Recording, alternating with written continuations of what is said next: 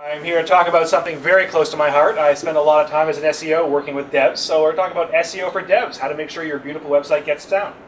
I'm Michael Ramsey. I'm the SEO manager over at Reprise Media. You can find me on Twitter at @Moketronics.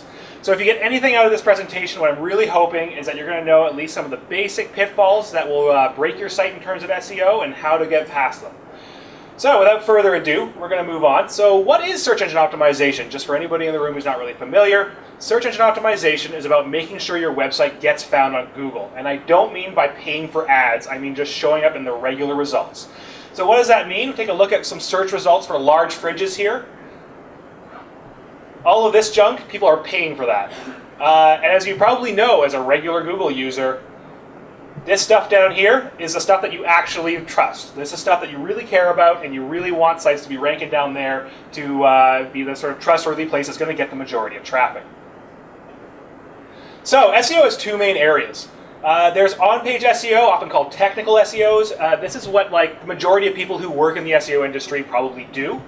Then on the other side, there's off-page SEO, often called link building. It's like how do you promote your website so you get mentions and links online.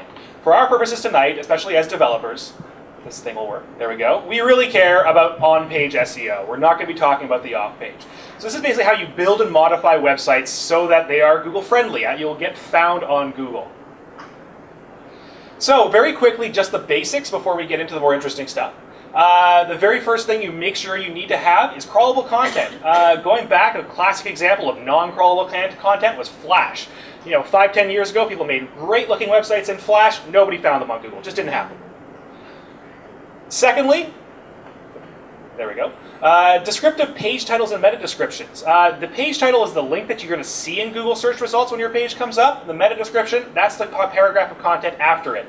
So this ends up being pretty important. So Rogers just launched a great new website. It's responsive, it's got pretty good user experience, and they apparently didn't talk to their SEO department. Ow! So, if this thing is going to work.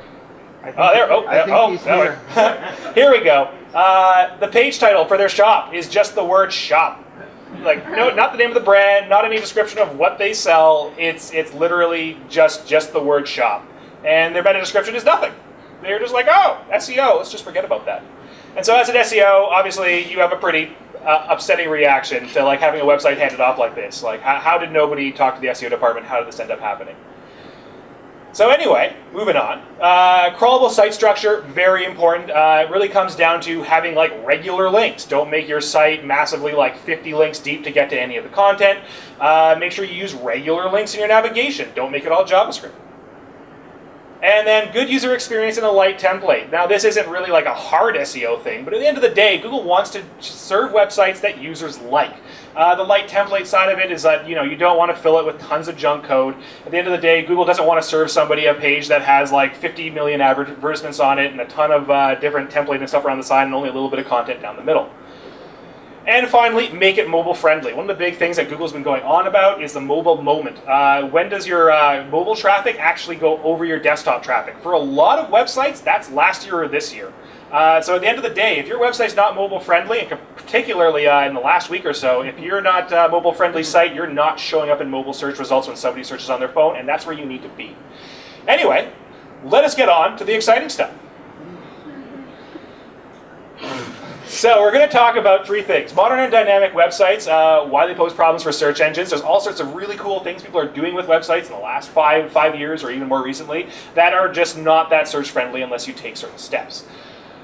Secondly, the button will work. Semantic markup, how it can help search engines on your site. And finally, site transitions, a big thing a lot of developers are dealing with, that if you do it wrong, you can lose all of your search traffic virtually. Finally, we also have a bonus. We will talk about app indexing very briefly at the end. So let's talk about some examples of pages, or newer style pages, that have problems. So infinite scroll. We're probably all quite familiar with this at this point. Infinite scroll is a pretty cool way of displaying information. Lots of cards, you can randomize it, you can personalize it for users. At the end of the day, Google's not going to scroll your page. This comes down to it. Google will come to your site, it doesn't scroll.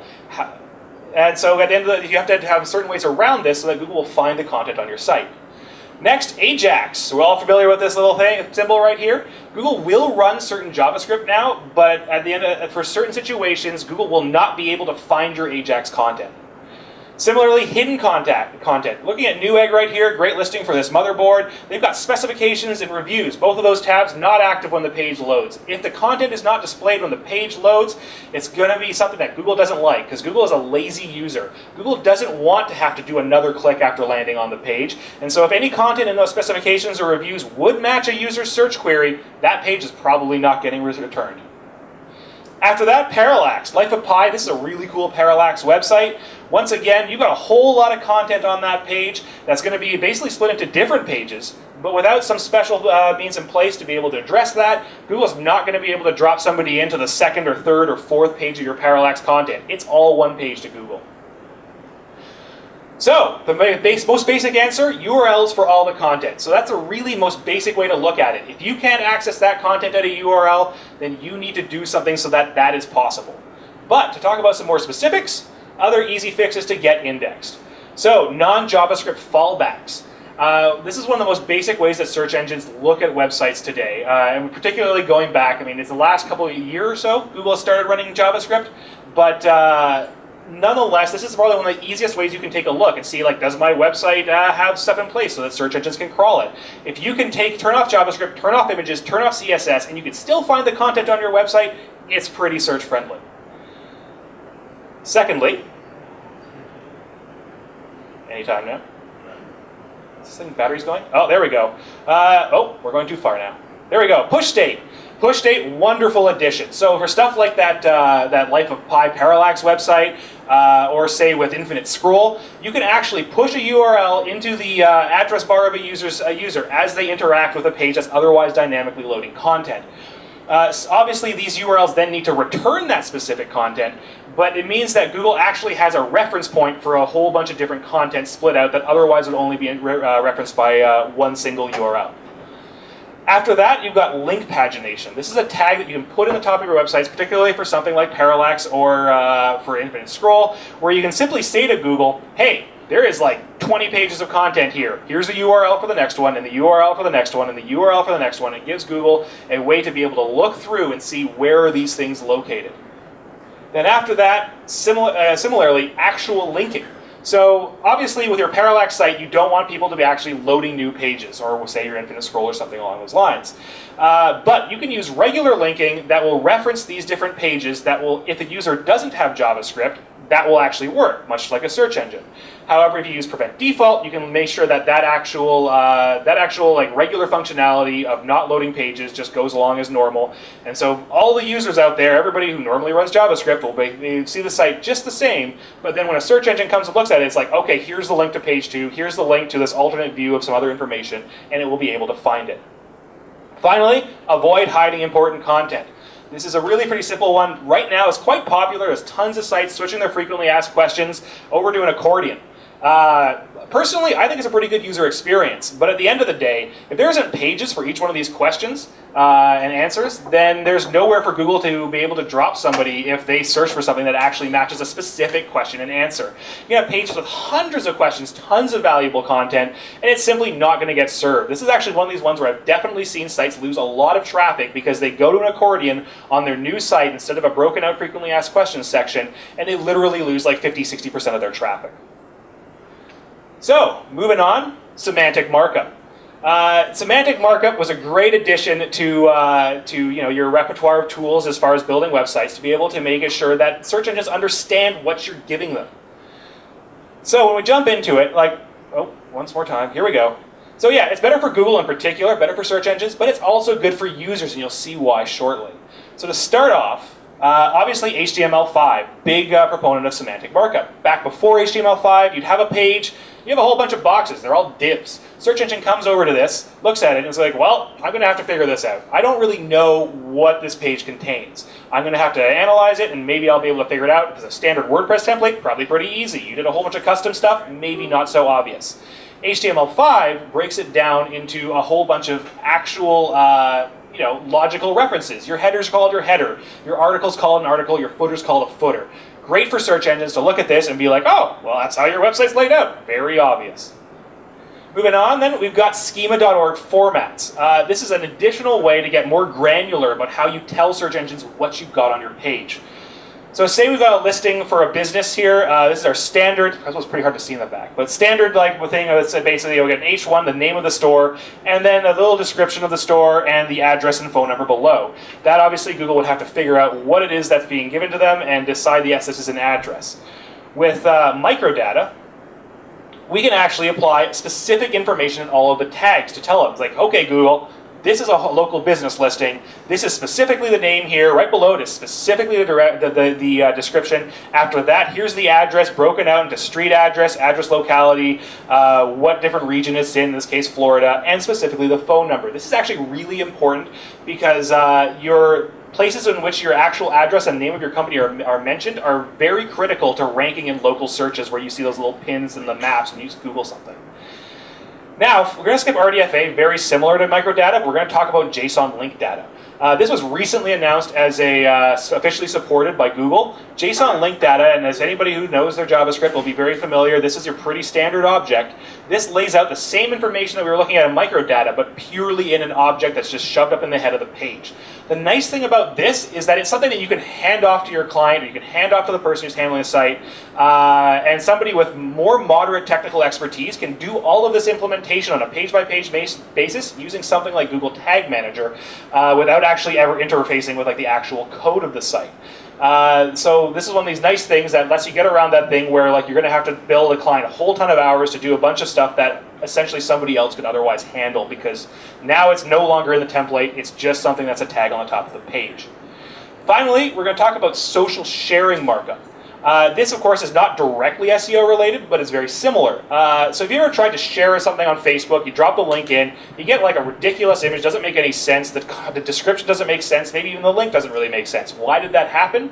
Because they didn't have open graph markup on the page. This is metadata that will tell somebody like Facebook, this is how you share the page. If you do have that in place, you're going to get a great image, you're going to get a nice descriptive line at the top, pretty much control how you want it to show in search, in social shares. The reason I mention this is that, of course, having your pages be more shareable means that they're going to be more popular, it means that you're probably going to get more links, and then at the end of the day, you're going to be able to show up higher in search results. Similarly, Twitter cards, same deal as Open Graph, but for Twitter. You can control how your pages show in Twitter if somebody shares them. Obviously, the more popular your site is for sharing, the more important this stuff is to do. So what's the impact on search results of implementing stuff like schema markup? Well, let's take a look at ratings. We've got IMDb, My Cousin Vinny right here. These nice little star ratings, the number of votes, that's all there because of schema markup. Similarly, breadcrumbs and reviews. So we see like somebody Googling like the Roomba 650 on Amazon. Amazon not only has a 5-star, like I said, like 4.5 out of 5-star review here on the number and the number of reviews, so you know it's reviews and not just ratings. But they also have right along here a nice little breadcrumb trail so that, hey, I just Googled a Roomba 650, but I'm interested in robotic vacuum cleaners in general. I can click through and go to that category as opposed to the specific product. Great way that you're going to get the click over somebody else. After that, click.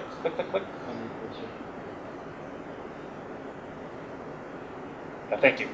Recipes. So here we go. Super quick fish curry recipe. Another great example. This is one of the few places you can get an image in search results as recipes still.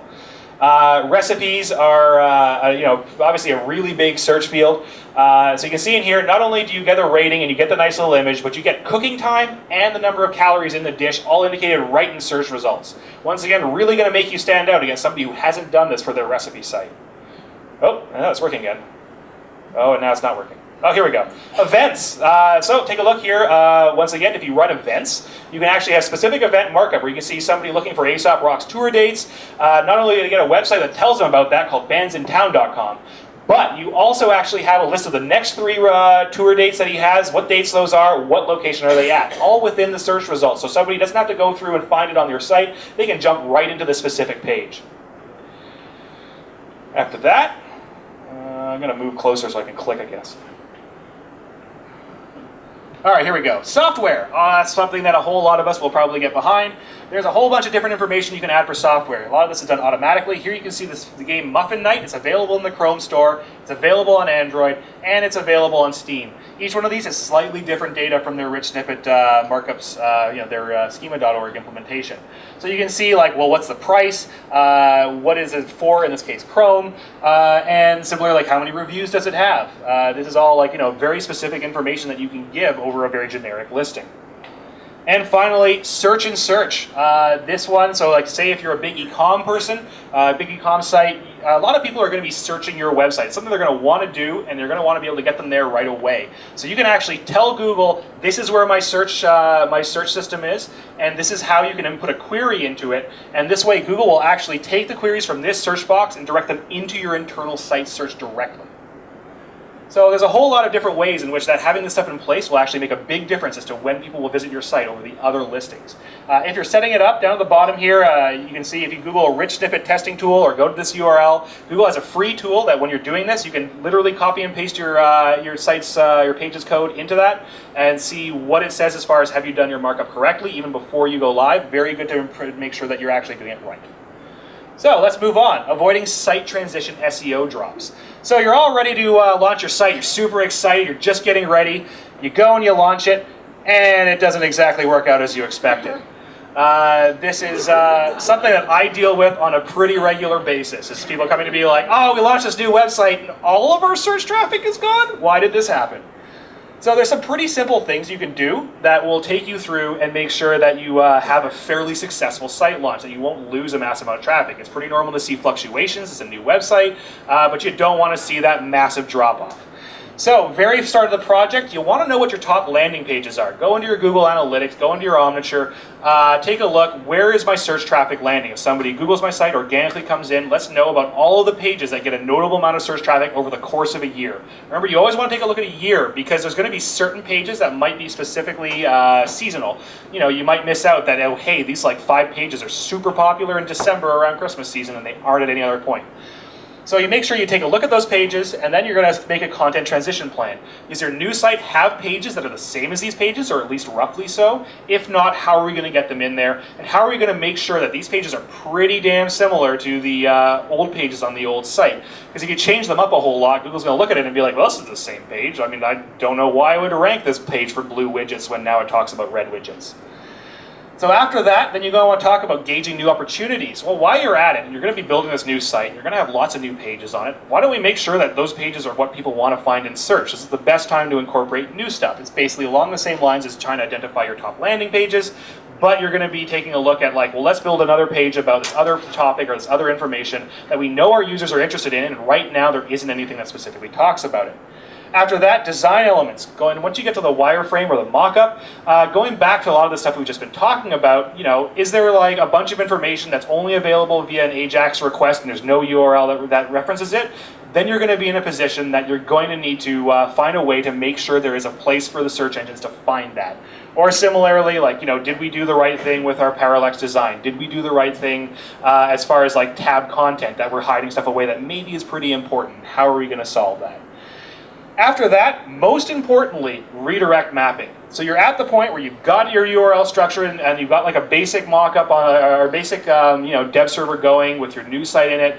You need to make sure that you have redirects mapped for at least every important page to the new location of that page. Ideally, you want to cover all of your pages. Because at the end of the day, like, they're all potential entry points with a few specific exceptions, or people could even have them bookmarked, and you don't want that one user ending up on a 404 page. Obviously, if you're dealing with like a 400,000 page website, you're doing a massive URL restructure where there's no way to automate it, you might have to make some hard choices about what do I care about and what don't I care about, but ideally, try to 100% it, that you have a one-to-one match for every single page across your site. After that, of course, you're far into the staging process. Your site's pretty much ready to go. Make sure you optimize it. Once again, going back to that Rogers example. Did I simply not do page titles and meta descriptions? You might want to follow up on that. It's pretty basic stuff. Just make sure that you spend some time going over it.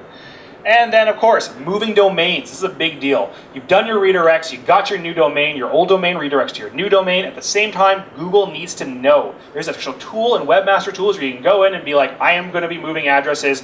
Here's the information. here, and it's been done. You do that right after you've gone live, and that way Google will expedite crawling of the new site to ensure your new pages are getting served as soon as possible. One of these things, of course, the caveat being, if your server has a problem handling the load, like your big new site launch is going to be having like a ton of people coming into it, you might want to set specific crawl delay settings in your robots.txt because Google might help crash your server. But you should be planning for that nonetheless. All right, so that basically wraps up new site moves. And so finally, Google pretty new for Google these days. It's really only just recently rolled out. So say you are this recipe site, you have this great recipe for chocolate therapy cookies, and normally, you know, your website version comes up very high. You have a new app, so you can actually use a special API to tell Google where in your app certain information is located and how it corresponds to pages on your website. That way, if the person has the app installed, they'll get a really cool little button to jump straight into the app from search results with no, are you sure you want to open this with this whatever application? And of course, it will give you probably a boost in certain cases where, as far as people who have your app will see your search results higher. This is a pretty cool new addition, but the specific caveat to that is that it has to be on your website as well as your app. If it's only in your app, Google doesn't care. Google doesn't want to be able to serve only app results. They want something that has a web page associated with it. And then that about wraps it up. So I got some information about contact down here, but otherwise, if anybody has any questions, please let me know if I've got some time.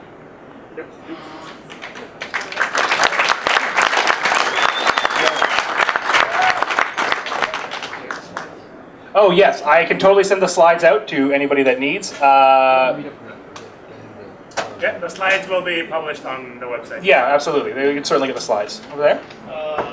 When you say it's important that every single page has a specific URL, is URL logs as important as query strings or URL? Okay, so query string URLs, Google can support them.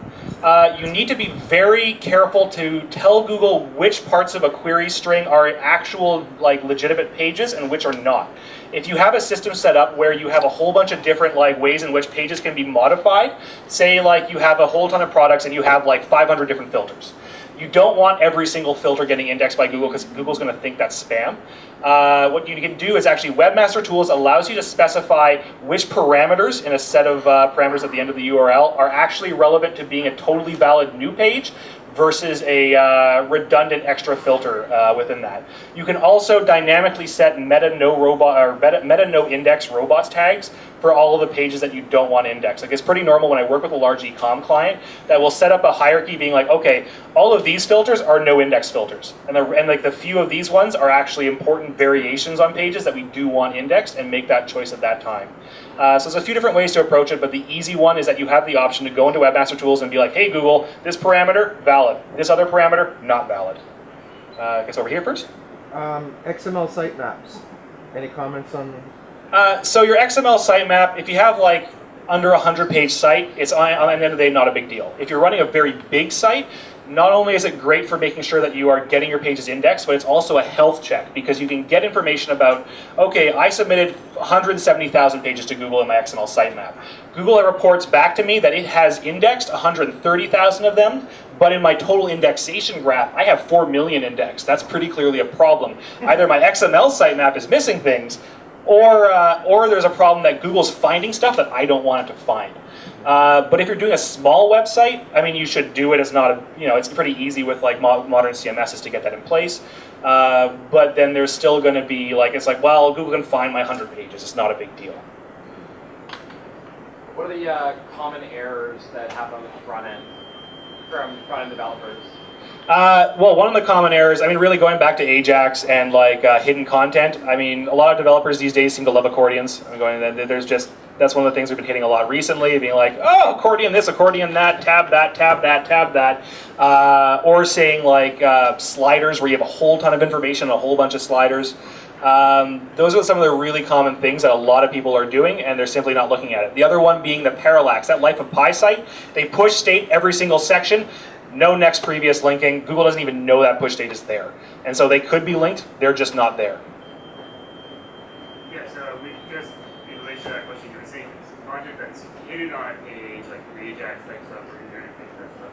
Does it get indexed in sophisticated like styles, or are you just talking about things that haven't physically built? Even styles. Like, so if you're literally talking that, yeah, like there's a div, it's like hidden off the page, you click a button, JavaScript pops it up, Google's like, I don't think users are gonna click. Probably one last question. Anybody else? WordPress. Well, I know my personal favorite is Yoast, the WordPress SEO plugin. At the end of the day, like, WordPress is very search friendly out of the box. What you're ending up wanting to do is, yeah, like install Yoast, make sure you do optimize your page titles, your meta descriptions, make sure you have good text content on all the pages, and then also spend some time, often what I'll do is I'll no index tags as opposed to categories, because your tag system is very frequently redundant and is not very useful for Google, whereas your categories are much more likely to be unique entries as far as like a sets of content. Beyond that, of course, you know, your choice of theme can really push the one side or the other. Right. All right, thank you very much, everybody.